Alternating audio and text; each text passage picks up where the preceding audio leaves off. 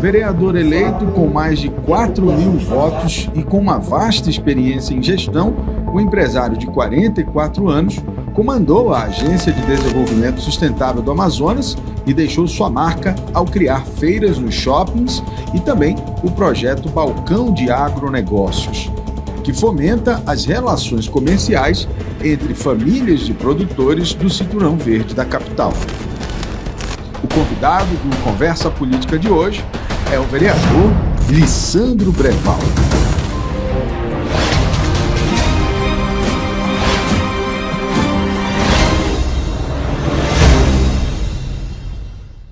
Vereador, por que nos dias de hoje ainda, depois de tanto tempo, o tema de merenda escolar regionalizada continua sendo algo ainda não resolvido no município? Bem, Alva, eu acredito que a gente tem que fazer um histórico aí. No estado isso é um projeto exitoso, um projeto já de sucesso. É um case nacional, porque o chamamento público, a merenda escolar regionalizada, poucos estados fazem, como o Amazonas faz, inclusive. Existe vontade política, realmente, né? Sempre se criou a política pública que está sendo aplicada no estado, dando certo, o município sempre teve esse distanciamento, né? Eu estive no estado, o atual prefeito Davi era governador, entendeu o projeto, amplificou esse projeto, inclusive, sabe da importância, né? E os primeiros dias de mandato, o nosso objetivo era implantar isso, né, como lei e tal, conversamos com várias secretarias, fomos na escola, o trabalho parlamentar também na rua, perguntando o que a pessoa achava, né? O nosso objetivo é esse, é criar um ambiente propício de comercialização para todos os produtores rurais ao redor de Manaus.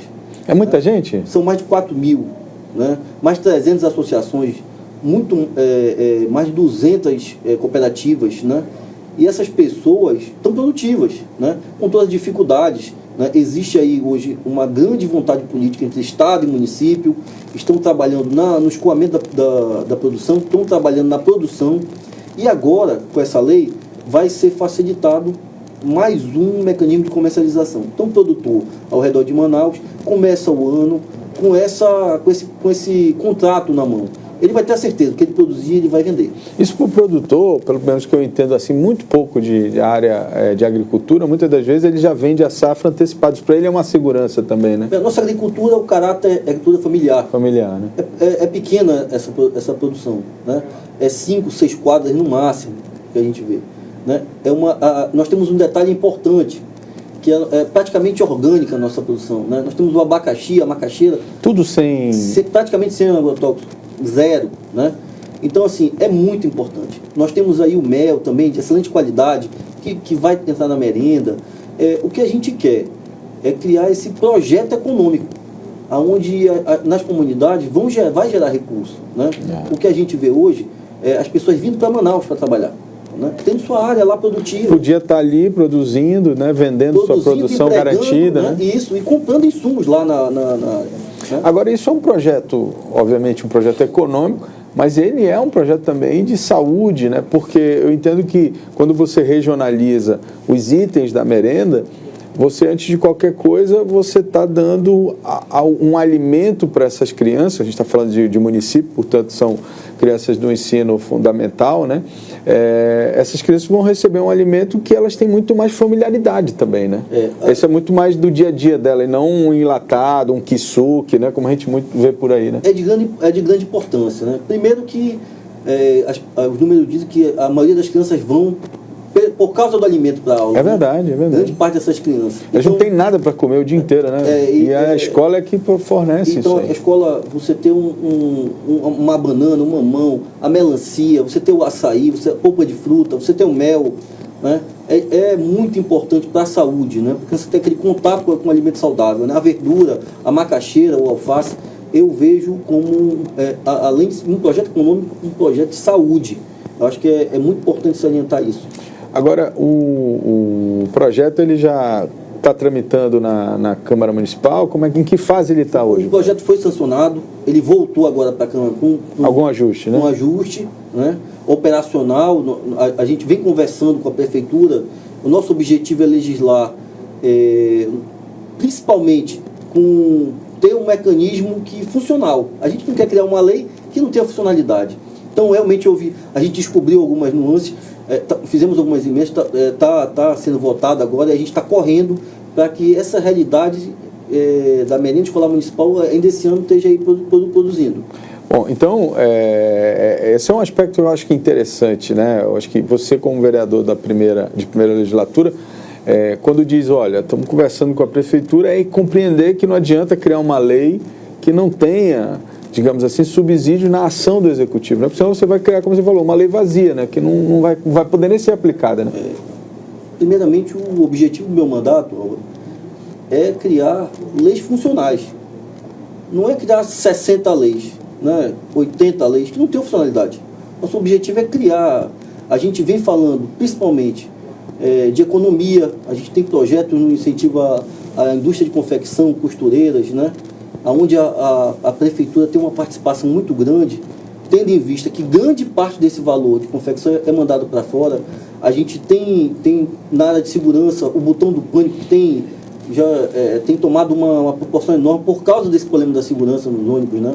Nós vamos falar disso daqui a pouco, mas antes disso, eu queria que a gente se debruçasse um pouco mais sobre esse aspecto de legislar, né? E você falou uma coisa que talvez seja um mito na cabeça das pessoas, essa questão de achar que o vereador o vereador mais eficiente é aquele que apresenta mais projetos de lei. A realidade não é essa, né? Você não pode ficar apresentando lei só para aparecer numa estatística, né? É verdade. Eu acredito que grande parte do trabalho do vereador é ligar aí as necessidades da comunidade, da população, a essa parte de legislação, né? Primeiro, você tem que estar próximo da população. Existe uma falta de informação, principalmente do papel do vereador, tendo em vista a população, né? Existe esse abismo. A gente tenta o máximo estar presente, explicar, mas existe.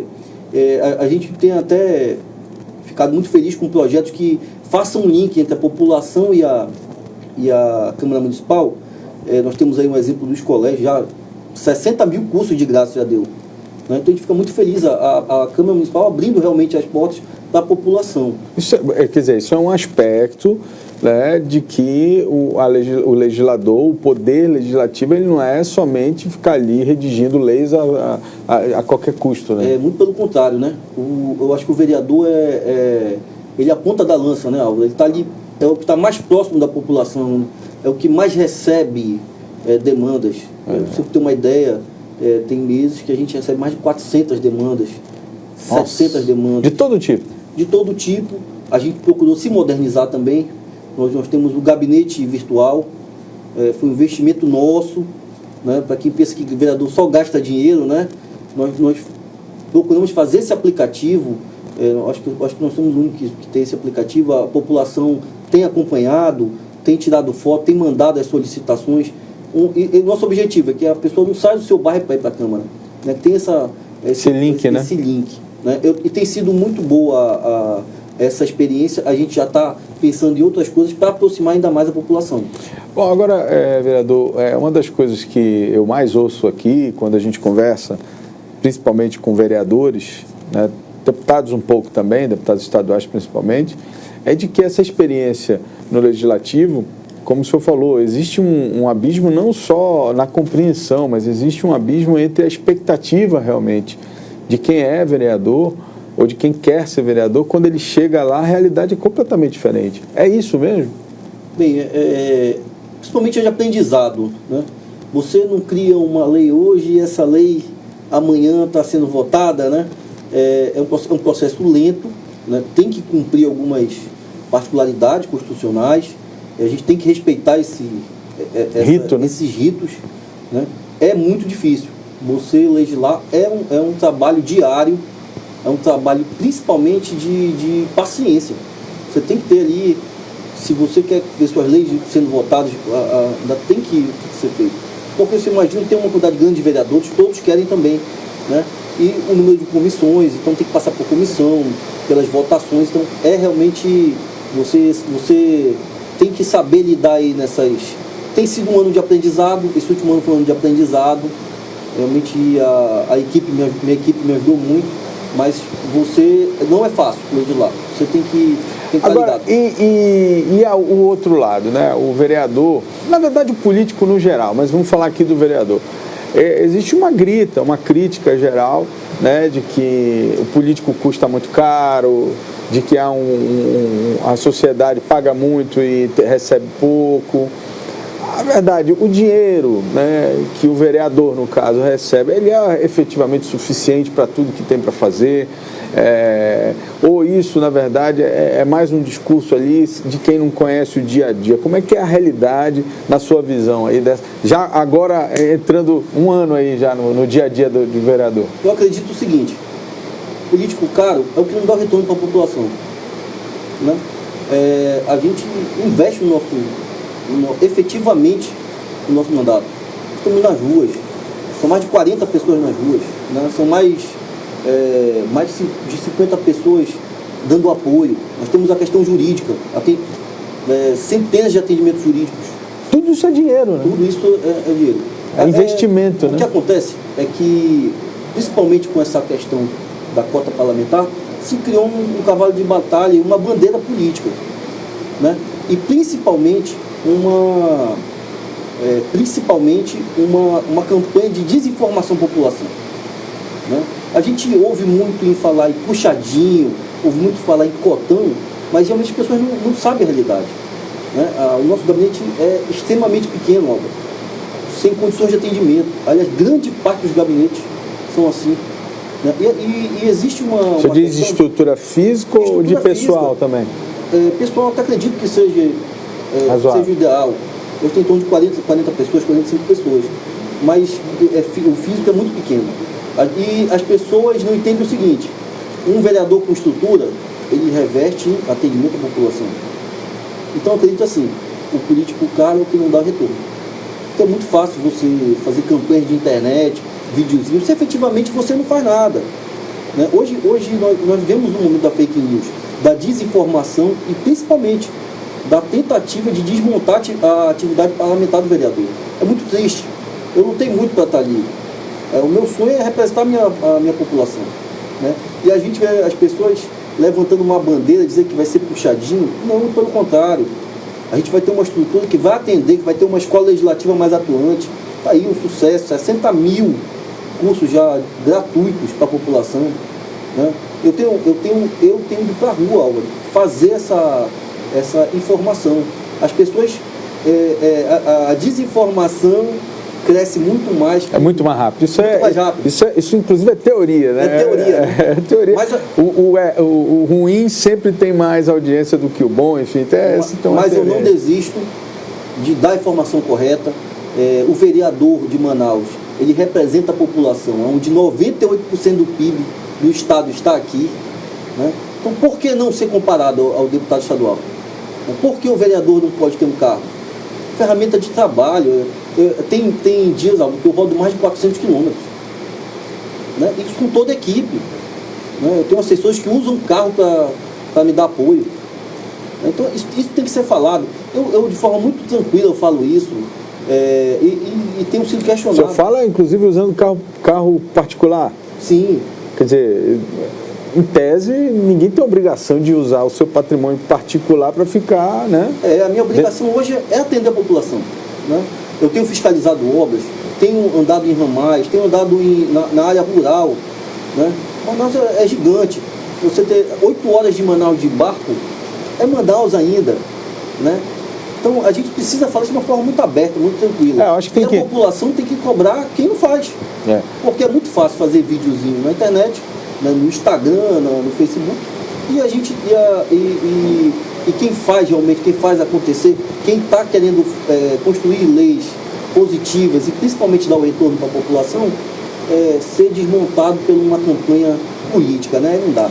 Bom, mas você está falando claramente, está muito claro para mim, de 2 assuntos polêmicos ali na Câmara. O primeiro, o do cotão, né? Foi votado ali aquele aumento, imediatamente alguns vereadores se levantaram contrários, e o que eu entendi, né, naquela discussão é de que o aumento teria sido excessivo. E eu, no primeiro momento, a primeira coisa que eu disse, olha, A gente tem empresa. Eu, por exemplo, sou empresário, estou aqui cuidando das minhas coisas, eu sei quanto custa. Então eu sei que quando alguém vem aqui me procurar fazer um patrocínio, pagar uma publicidade aqui, eu sei que, olha, valor X não dá. Né? Valor Y, ok, valor, esse aqui está excelente. Né? Então, assim, você tem uma noção da operação que você precisa conduzir para ter o teu negócio funcionando.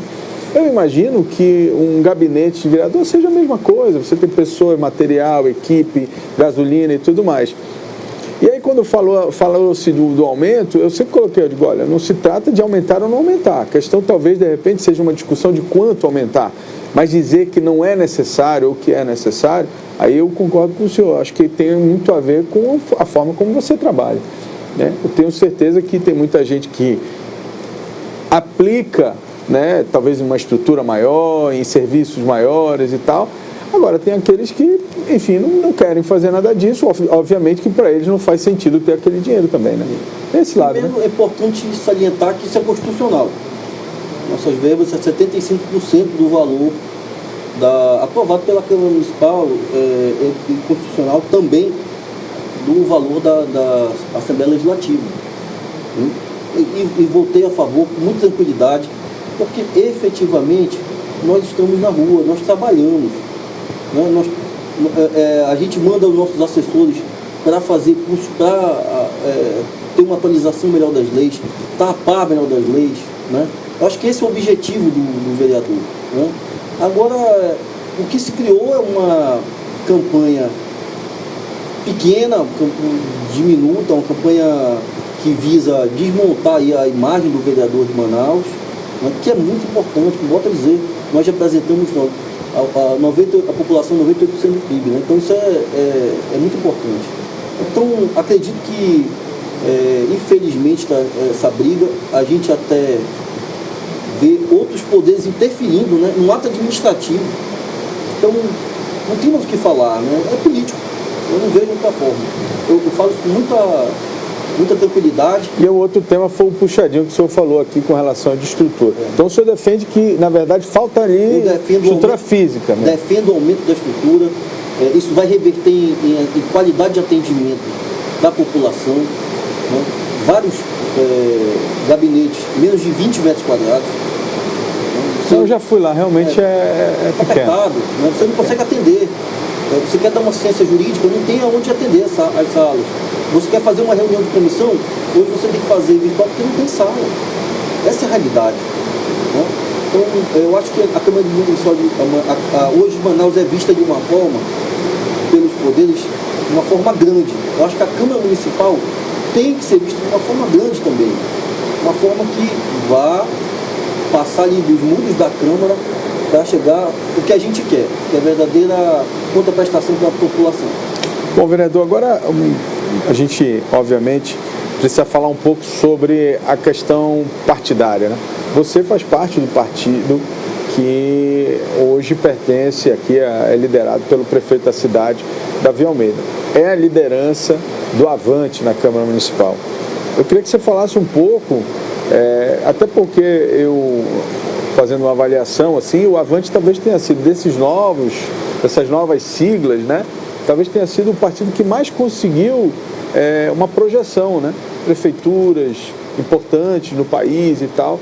Queria que você falasse um pouco do Avante hoje. Bem, eu acho que o Avante passou por um processo de amadurecimento.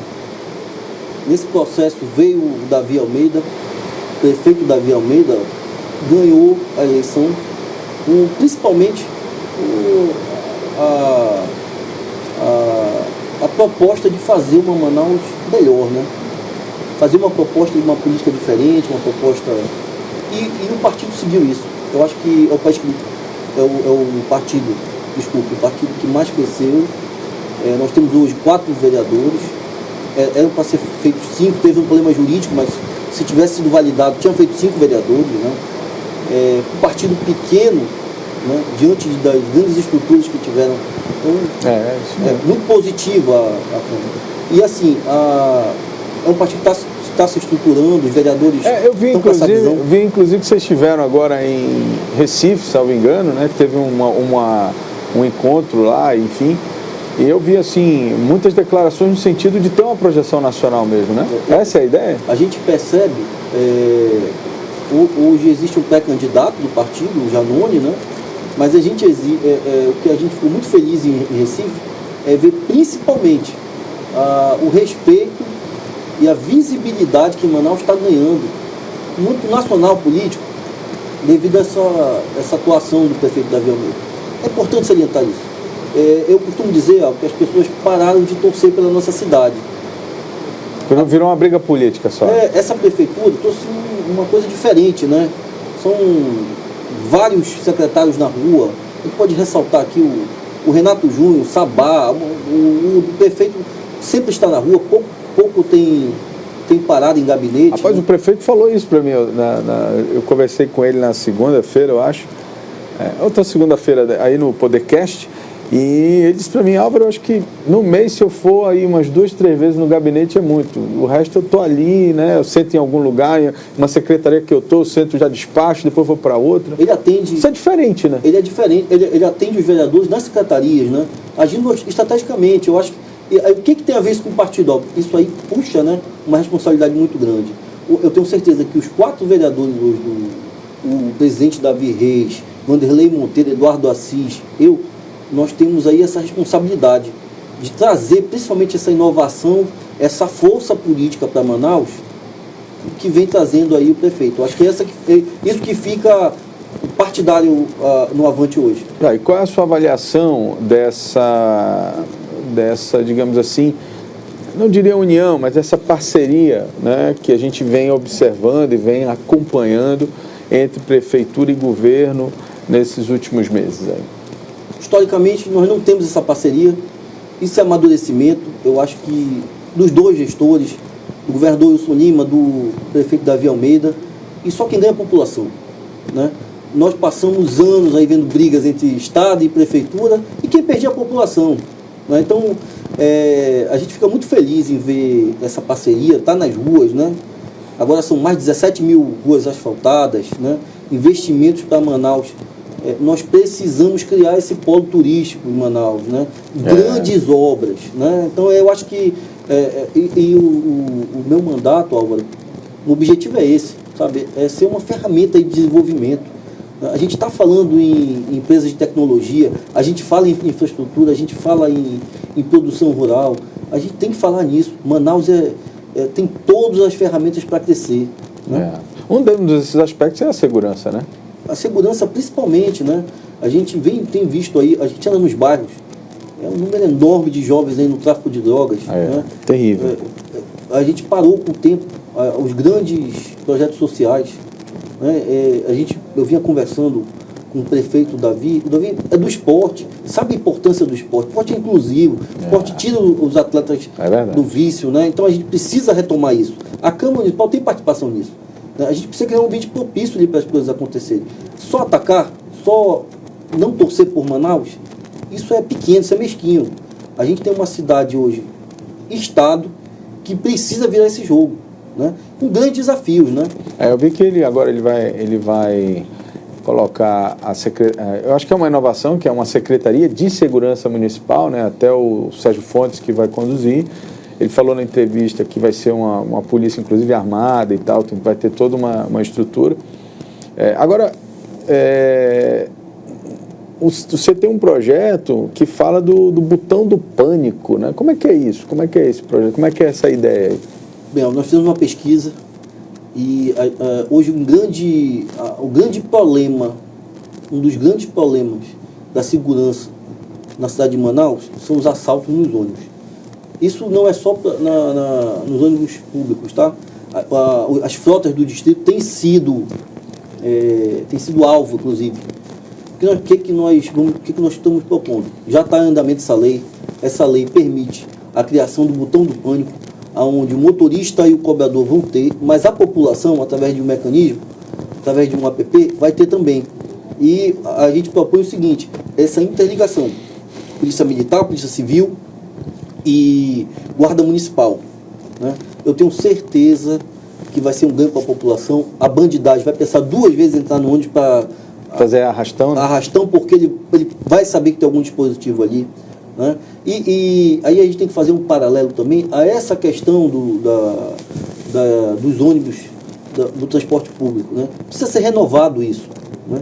Eu tenho cobrado bastante isso, a gente precisa dar um tom sério para esse... Falando nisso, né, a gente, na conversa com o prefeito, a gente falou muito sobre isso, né? Que é um problema crônico, ninguém fala nada e tal. O prefeito falou em ônibus elétrico e tudo mais, mas o fato é que a gente tem um problema aí de frota realmente que é complicadíssimo, né? Hoje nós temos uma frota bem deteriorada, a conta não fecha, tem que falar a verdade, a conta não fecha, né?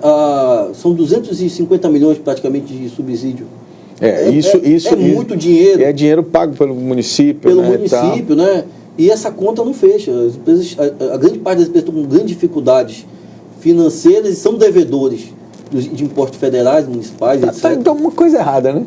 Então a gente precisa, de uma forma clara, né? Sem politicagem, olha, o transporte para resolver isso aqui, né? E se tiver que ser tomado algum remédio amargo, tem que agir urgentemente. A população não pode sofrer mais com essa morosidade. Inadmissível, né? Inadmissível você ter tanto tempo vivendo o mesmo problema. E não é fácil. Não, é verdade. Não vai resolver isso de um mês para o outro. Eu tenho certeza que existe essa vontade política da prefeitura, existem ações sendo tomadas aí, a gente já vem vendo aí sistemas, inclusive, que muitos anos, com sequências de atividades erradas, hoje já estão sendo tomadas as devidas providências, né, legais. No caso é o transporte executivo, transporte que é uma ajuda para a população. Sim. Né? Então a gente precisa retomar isso aí. A mobilidade em Manaus foi afetada, Manaus explodiu, né? Hoje a gente tem um grande problema de mobilidade. Eu acho que assim, né, a gente precisa enxergar isso como uma necessidade primeira, né? Porque a mobilidade tem tudo a ver com o transporte coletivo, né? Nas grandes capitais, você vê que ela é muito mitigada, essa questão do problema de mobilidade, né? Muito trânsito e tal, porque as pessoas conseguem usar um transporte coletivo que as atende, né? Ele sai de um metrô, entra num trem para um ônibus e tal, ele chega na casa dele, está tudo interligado, tudo funcionando, mesmo com alguns problemas. Eu cito aqui São Paulo, que é uma cidade que, no meu entendimento, do ponto de vista dessa integração, é um exemplo, né? Você vai para qualquer lugar de São Paulo, o sistema está todo interligado, você pega um metrô, vai para um trem e tal. Eu vivo isso, né? Posso dizer isso porque eu vivi. É lotado em alguns horários, normal. Mas você tira das ruas quantos carros com isso? É verdade. E principalmente, essas intervenções tu não faz machismo. Isso tem que estudar, né? Isso tem uma parte técnica por trás muito grande. Eu acho que Manaus se encontra na situação que está, porque nas outras gestões eram tomadas atitudes que... Agora, o antigo prefeito renovou o contrato por 10 anos, né? Quer dizer... Entendeu? Até para resolver agora vai ser difícil. Vai ser difícil, é um embora. Aí lá vem a ação judicial e tal, aquela coisa. Nos últimos dias, inclusive, né, de gestão. Exatamente. Então, quer dizer, um presente de grego. É um presente de grego que a população hoje sofre dia a dia com essa situação dos ônibus. Bom, vereador, eu queria falar um pouco sobre o futuro, até porque a gente começou a sair um pouco do assunto, falando de partido e tal. E eu queria que você falasse um pouco de como o Avante está se organizando aí para as próximas eleições. Olha, eu costumo dizer que o Avante está com a faca e queijo na mão para crescer ainda mais. Nós temos um quadro excelente para as eleições, né? A qualidade do nosso quadro é muito bom, o prefeito vem sendo muito avaliado, isso reflete nas nominatas a serem formadas e a gente colocou nosso nome à disposição do prefeito para somar em qualquer projeto. Hoje eu estou muito feliz em fazer parte de um partido que está no poder e está fazendo diferença. Eu acho que esse é a grande da questão, né? As pessoas falam, o prefeito Davi Almeida, o que ele pensa na questão política? A gente vem se reunindo, e sempre com o objetivo de ser competitivo, ter um